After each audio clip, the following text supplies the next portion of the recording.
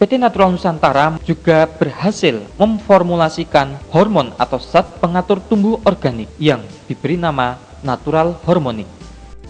Keunggulan atau manfaat natural hormonik dapat diuraikan sebagai berikut. Perlu kita ketahui bahwa pertumbuhan tanaman adalah suatu proses yang kompleks.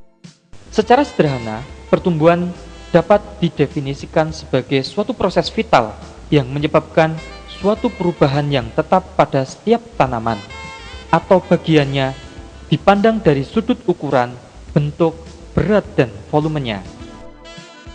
Pertumbuhan tanaman setidaknya menyangkut beberapa fase atau proses di antaranya. Fase pertama adalah pembentukan sel. Fase kedua, fase perpanjangan dan pembesaran sel. Dan fase ketiga adalah diferensiasi sel. Semua fase atau proses pertumbuhan tanaman tentu dipengaruhi oleh banyak faktor. Faktor pertama adalah persediaan makanan atau unsur hara. Ketersediaan makanan atau unsur hara bagi tanaman dapat berasal dari kandungan alamiah tanah setempat atau dari pemupukan. Unsur hara atau makanan sebagai salah satu bahan baku untuk pertumbuhan tanaman sangatlah mutlak dibutuhkan oleh tanaman. Faktor yang kedua adalah ketersediaan air. Bagi tanaman, air merupakan syarat untuk dapat terjadinya semua kegiatan metabolisme dalam tubuh tanaman. Faktor yang ketiga adalah cahaya matahari. Bagi tanaman, cahaya matahari sangat diperlukan sebagai sumber energi untuk melakukan proses fotosintesis tanaman. Faktor yang keempat adalah suhu udara. Bagi tanaman, suhu sangat mempengaruhi kandungan air pada tubuh tanaman. Secara umum, kisaran suhu untuk dapat terjadinya proses pertumbuhan tanaman yaitu antara 4 derajat Celcius hingga 45 derajat Celcius. Sedangkan suhu optimum bagi pertumbuhan tanaman antara 25 derajat Celcius dan 33 derajat Celcius. Faktor yang kelima adalah oksigen. Oksigen dibutuhkan untuk proses respirasi tanaman guna menghasilkan energi untuk proses metabolisme atau pertumbuhan tanaman. Faktor yang keenam adalah hormon atau zat pengatur tumbuh. Hormon atau zat pengatur tumbuh adalah senyawa-senyawa dalam jumlah yang kecil namun turut mengatur proses pertumbuhan. Dan dari beberapa faktor yang mempengaruhi proses pertumbuhan tanaman tersebut dapatlah kita analogikan atau kita persepsikan secara sederhana ibarat proses pembuatan roti atau kue. Yang pertama, persediaan makanan atau unsur hara, ibaratnya tepung terigu, gula pasir, dan bumbu-bumbu lainnya yang merupakan bahan baku pembuatan roti. Yang kedua, ketersediaan air, ibaratnya air untuk mencampur dan melarutkan semua bahan roti tadi. Cahaya matahari, oksigen, dan suhu udara ibaratnya adalah suhu yang pas untuk memanggang roti sehingga roti tidak gosong. Daun ibaratnya adalah oven untuk memanggang roti tersebut. Dan yang paling utama adalah hormonik, karena hormonik ibaratnya adalah koki atau juru masak, sehingga bahan-bahan dan peralatan tersebut bisa menjadi kue atau roti. Mekanisme kerja hormonik.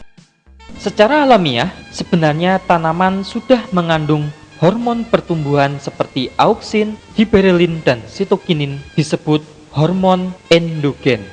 Kebanyakan hormon endogen di dalam tubuh tanaman berada pada jaringan meristem, yaitu jaringan yang aktif tumbuh seperti ujung-ujung tunas atau tajuk dan juga ujung akar.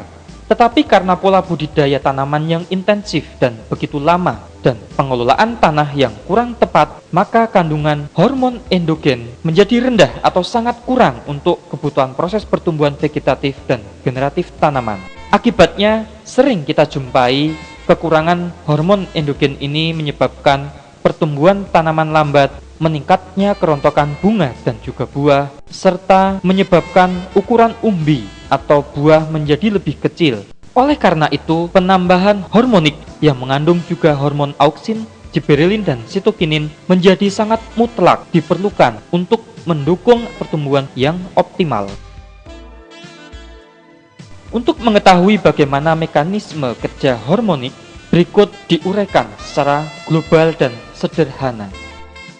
Auksin yang berasal dari auksin endogen yang ada dalam tubuh tanaman dan auksin yang berasal dari hormoni akan meningkatkan permeabilitas dinding sel yang akan meningkatkan penyerapan unsur hara, di antaranya unsur magnesium atau Mg, unsur Fe atau besi, dan unsur Cu atau tembaga untuk membentuk klorofil daun yang sangat dibutuhkan untuk meningkatkan fotosintesis. Dengan meningkatnya fotosintesis akan dihasilkan hasil fotosintesis atau fotosintat yang bersama dengan hormon auksin akan bergerak ke akar untuk memacu pembentukan hormon giberelin dan sitokinin di akar.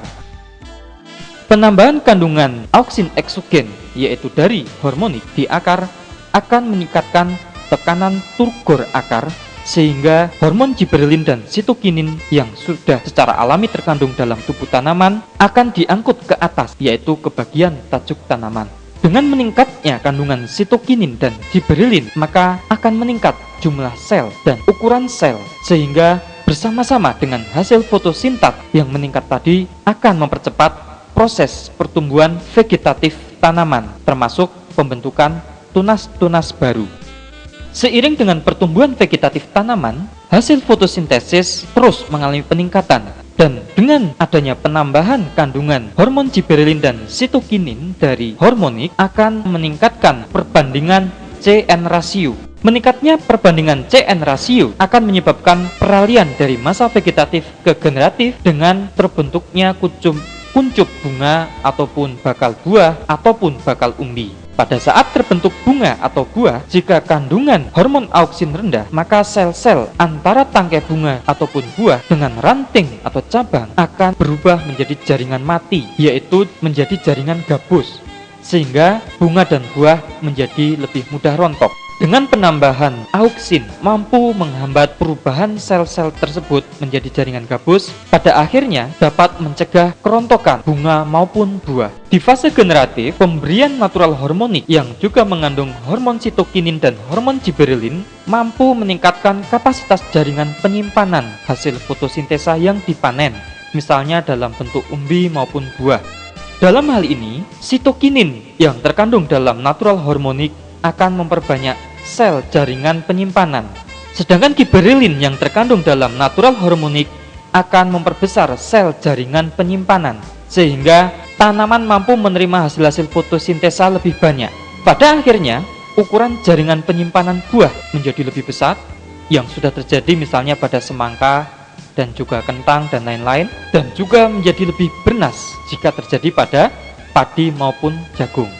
Penambahan atau pemberian natural hormonik akar dapat meningkatkan kapasitas penyerapan air dan juga penyerapan unsur hara dari dalam tanah. Dengan penambahan natural hormonik pada daun menyebabkan daun mampu meningkatkan laju fotosintesis, sehingga hasil fotosintesa akan menjadi lebih banyak. Penambahan natural hormonik yang ditambah juga unsur-unsur hara secara lengkap dari pupuk organik cair nasa dan juga pupuk organik padan supernasa dan pupuk makro, maka dapat mencukupi kebutuhan tanaman secara jumlah dan juga jenis unsur haranya. Setelah tercukupi, maka akan berpengaruh pada umur produktif tanaman, baik untuk tanaman semusim maupun tanaman tahunan. Umur atau usia produktif tanaman yang dimaksud adalah umur atau usia di mana tanaman masih dapat berproduksi dengan cukup baik.